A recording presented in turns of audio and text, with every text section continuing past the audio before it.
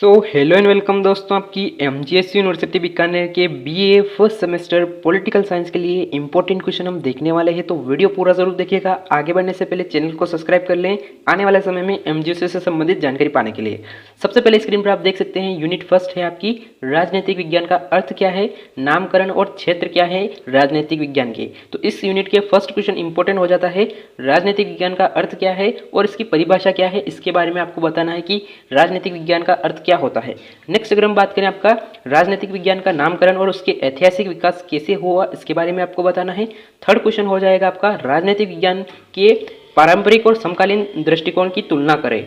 Next question हो जाएगा important है, राजनीतिक विज्ञान और समाजशास्त्र के बीच में क्या संबंध है, चर्चा कीजिए। नेक्स्ट अगर हम बात करें आपकी राजनीतिक विज्ञान और अन्य सामाजिक विज्ञानों जैसे कि अर्थशास्त्र, इतिहास और समाजशास्त्र के बीच में क्या संबंध है, इसके बारे में आपको बताना है। एक इंपॉर्टेंट हो जाता है इसमें राजनीतिक विज्ञान और अर्थशास्त्र के बीच में क्या संबंध है, इसके बारे में आपको बताना होता है। नेक्स्ट अगर हम बात करें आपकी सेकेंड यूनिट की, सेकेंड यूनिट है आपकी राज्य और राज्य की उत्पत्ति के सिद्धांत। तो इसका पहला क्वेश्चन हो जाएगा यूनिट सेकेंड का।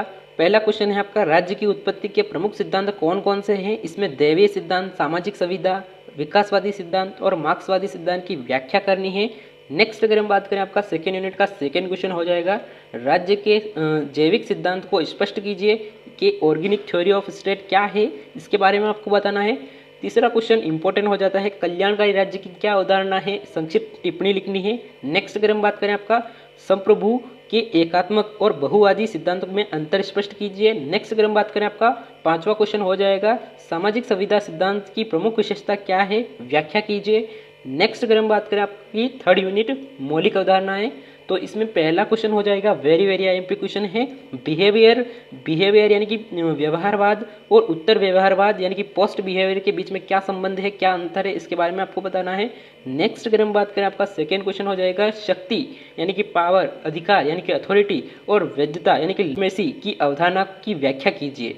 नेक्स्ट अगर हम बात करें तीसरा क्वेश्चन हो जाएगा स्वतंत्रता समानता के बीच में क्या अंतर है या संबंध है, स्पष्ट कीजिए कि स्वतंत्रता क्या है और समानता क्या है, इसके बीच में क्या संबंध है, स्पष्ट करना है। नेक्स्ट अगर हम बात करें आपका चौथा क्वेश्चन है आपका न्याय के विभिन्न प्रकारों को समझाइए कि न्याय के कौन कौन से प्रकार होते हैं, सामाजिक, आर्थिक और राजनीतिक न्याय के को समझाना है आपको। पांचवा क्वेश्चन हो जाएगा कानून की परिभाषा और इसकी प्रमुख विशेषताओं पर चर्चा कीजिए। कानून की परिभाषा क्या है, प्रमुख विशेषता के बारे में आपको बताना है। नेक्स्ट अगर हम बात करें आपकी फोर्थ यूनिट की, फोर्थ यूनिट है आपकी लोकतंत्र और शासन प्रणाली। इसका पहला क्वेश्चन हो जाएगा लोकतंत्र यानी कि डेमोक्रेसी और डिक्टेटरशिप की विशेषता की तुलना करना है कि डिक्टेटरशिप और लोकतंत्र की प्रमुख विशेषता क्या है और इन दोनों के बीच में अंतर क्या है, इसके बारे में आपको बताना है। नेक्स्ट अगर हम बात करें आपका सेकेंड क्वेश्चन हो जाएगा पार्लियामेंट्री सिस्टम और प्रेसिडेंशियल सिस्टम की अंतर क्या है, इसके बारे में आपको बताना है कि संसदीय और राष्ट्रपति शासन प्रणाली में क्या अंतर है, क्या विशेषता है। अगर हम बात करें आपके तीसरे प्रश्न की, तो तीसरा प्रश्न हो जाएगा आपका एकात्मक और संघीय शासन प्रणाली की तुलना करनी है, अंतर बताना है कि यूनिटरीली और फेडरल सिस्टम में क्या अंतर है, इसके बारे में आपको बताना है। नेक्स्ट अगर हम बात करें आपका चौथा क्वेश्चन हो जाएगा राजनीतिक दलों की परिभाषा और उनकी भूमिका पर चर्चा कीजिए। नेक्स्ट अगर हम बात करें आपका पांचवा प्रश्न हो जाएगा दबाव समूह और उनकी राजनीतिक प्रक्रियाओं में भूमिका को स्पष्ट कीजिए। नेक्स्ट अगर हम बात करें आपका छठा प्रश्न हो जाएगा अनुपातिक प्रतिनिधित्व क्या होता है यानी कि प्रोपोर्शनल रिप्रेजेंटेशन क्या है और इसके लाभ और हानि को समझाइए। तो ये एक वेरी वेरी आईएमपी क्वेश्चन हो जाता है आनुपातिक प्रतिनिधित्व। नेक्स्ट अगर हम बात यूनिट है आपकी शासन के अंग और समकालीन प्रवृत्तियां, तो इसका पहला क्वेश्चन हो जाएगा सरकार के विभिन्न अंग यानी कि विधायिका, कार्यपालिका और न्यायपालिका की भूमिका एवं कार्यों को स्पष्ट कीजिए।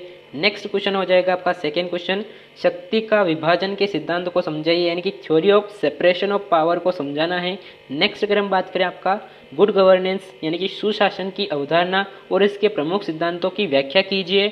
नेक्स्ट अगर हम बात करें आपका फोर्थ क्वेश्चन हो जाएगा ग्लोबलाइजेशन, वैश्वीकरण का राजनीतिक पर क्या प्रभाव पड़ा है, ये आपको बताना है। फिफ्थ क्वेश्चन हो जाएगा फिफ्थ यूनिट का वर्तमान समय में सरकार के कार्यों में परिवर्तन आया है, क्या आया है, इसके बारे में आपको बताना है। तो ये थे आपके पांचों यूनिट के इंपॉर्टेंट क्वेश्चन। आने वाले समय में एमजीएसयू से संबंधित जानकारी पाने के लिए चैनल को सब्सक्राइब करें, टेलीग्राम चैनल को ज्वाइन करें, वहां पर मैं एमजीएसयू से संबंधित जानकारी डालता रहता हूं। थैंक यू, जय हिंद।